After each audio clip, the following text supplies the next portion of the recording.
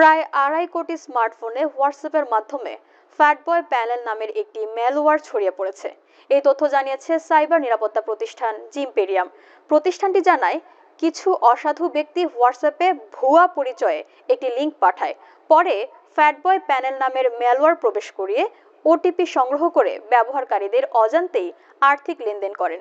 জিমপেরিয়ামের তথ্য মতে ইনস্টল হওয়ার সঙ্গে সঙ্গে ম্যালওয়্যারটি নিজের আইকন লুকিয়ে ফেলে এবং গুগল প্লের প্রোটেক্ট সেবা বন্ধ করে দেয়, যাতে ব্যবহারকারী সন্দেহ করতে না পারে। তাছাড়া এই ম্যালওয়্যার একটি কেন্দ্রীয় নিয়ন্ত্রণ কাঠামোর সঙ্গে সংযুক্ত থাকে, যেখান থেকে একাধিক ম্যালওয়্যারের সমন্বিত কার্যক্রম পরিচালনা করা হয়। ফলে অপরাধীরা দূর থেকে একই সঙ্গে একাধিক স্মার্টফোন নিয়ন্ত্রণ করতে পারে। সাইবার নিরাপত্তা বিশেষজ্ঞরা জানান, ক্ষতিকর ম্যালওয়্যার থেকে রক্ষা পেতে হলে অপরিচিত লিঙ্ক থেকে অ্যাপ ডাউনলোড বা এপিকে ফাইল ইনস্টল করা থেকে বিরত থাকতে হবে।